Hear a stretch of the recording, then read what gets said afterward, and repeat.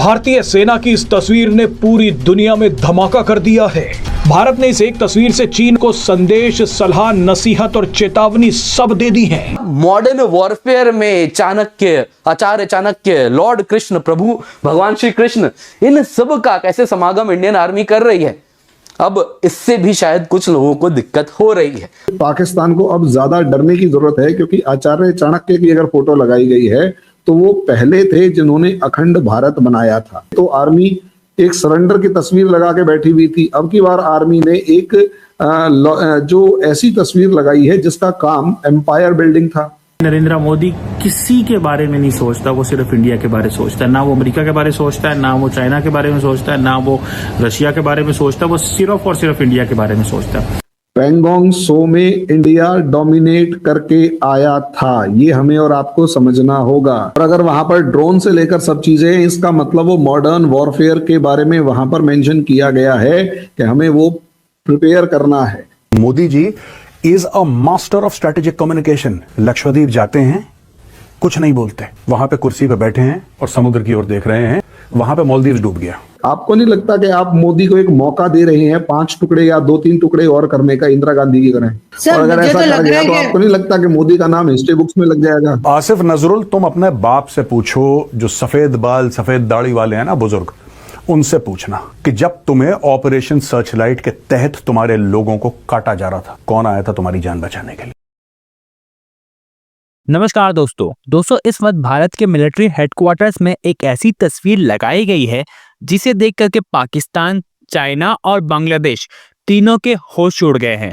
आप सब जानते हैं हमारी इंडियन आर्मी के हेडक्वार्टर्स में पहले तक 1971 के वॉर की पिक्चर लगाई जाती थी, जिसमें पाकिस्तानी आर्मी भारतीय आर्मी के सामने सरेंडर करते हुए थी। लेकिन दोस्तों, अब उसे रिप्लेस करते हुए अब हमारी इंडियन आर्मी ने एक ऐसा तस्वीर लगाया है जिसमें पैंगोंग सो लेक और लद्दाख एरिया दिखाया जा रहा है। और इसके साथ साथ इसमें चाणक्य और महाभारत के कृष्ण भगवान और अर्जुन भी दिखाए जा रहे हैं, जो कि ये दर्शाता है कि भारत किस तरह से अपनी कूटनीति से चीन को पीछे भेज दिया और अपने मॉडर्न वॉरफेयर का प्रदर्शन करते हुए चीन को उल्टे पांव भागने पे मजबूर कर दिया। तो चलिए इसी पर आगे पाकिस्तानी मीडिया का रिएक्शन देखते हैं।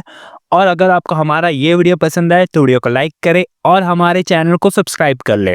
तो मेरे हिसाब से पाकिस्तान को अब ज्यादा डरने की जरूरत है, क्योंकि आचार्य चाणक्य की अगर फोटो लगाई गई है तो वो पहले थे जिन्होंने अखंड भारत बनाया था। तो जो अखंड भारत बनाने वाले थे, तो ऑब्वियस सी बात है उनकी तस्वीर आर्मी के उसमें लगा दी जाए, तो इसका मतलब पहले तो आर्मी एक सरेंडर की तस्वीर लगा के बैठी हुई थी। अब की बार आर्मी ने एक जो ऐसी तस्वीर लगाई है जिसका काम एम्पायर बिल्डिंग था। अच्छा, एक मजे की बात और सुन लो।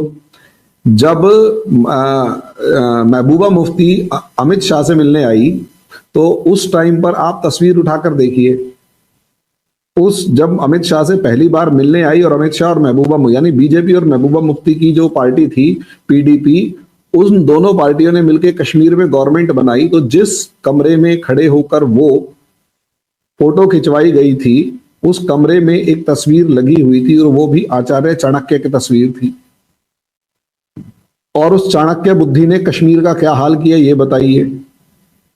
जिस चंगुल में कश्मीर को, जिन क्लॉज के अंदर कश्मीर को पकड़ के बिठा रखा था, सबको एक एक करके उखाड़ के फेंका। और उस सरकार के अंदर बैठ के सारे डॉक्यूमेंट्स पढ़े, समझे, देखे, जाने, और उसके बाद वो कश्मीर आज के दिन कहां है? पाकिस्तान के पास। तो आप इसे फेज की फॉर्म में देखिए, तो अब ऑब्वियस सी बात है ये एक पार्ट हो गया, लेकिन क्या उसमें सिर्फ ये आचार्य चाणक्य, महाभारत और गरुड़ देवता ही मौजूद है? तो मेरे ख्याल से नहीं। अगर इसमें देखेंगे तो आपको अपाचे हेलीकॉप्टर से लेकर, ड्रोन से लेकर, आर्मी सोल्जर से लेकर, टैंक से लेकर, जो स्पीड बोट्स जो होती हैं उनसे लेकर आपको ये सब चीजें दिखाई देंगी। लेकिन सबसे मजेदारी वाली बात है, वहां पर पैंगोंग सो दिखाई देगी। पैंगोंग सो में इंडिया डोमिनेट करके आया था, ये हमें और आपको समझना होगा। और अगर वहां पर ड्रोन से लेकर सब चीजें, इसका मतलब वो मॉडर्न वॉरफेयर के बारे में वहां पर मेंशन किया गया है कि हमें वो प्रिपेयर करना है।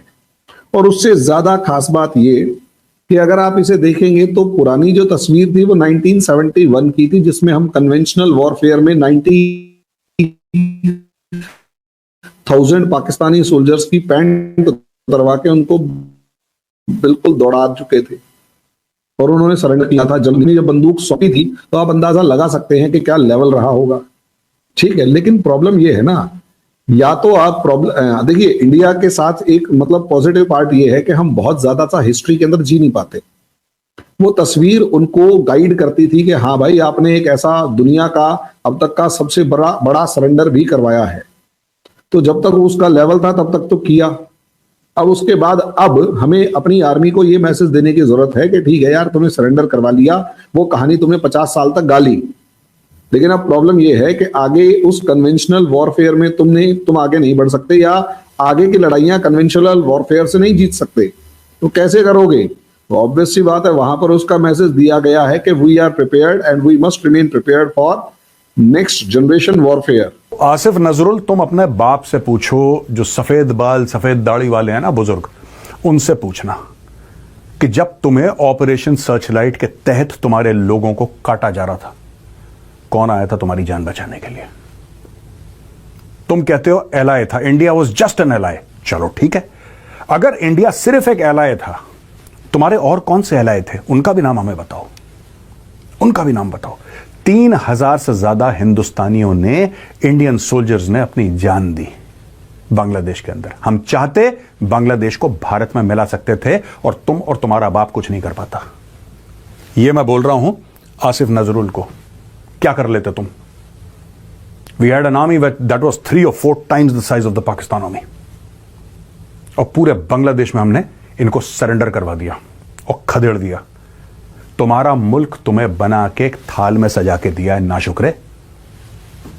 हमसे कहते हो India was just an ally. चलो कोई बात नहीं। अब ये देखो, ये कह रहा है हसनत अब्दुल्ला, ये बांग्लादेश का लिबरेशन वॉर था, ये बांग्लादेश के इंडिपेंडेंस के लिए लड़ा गया।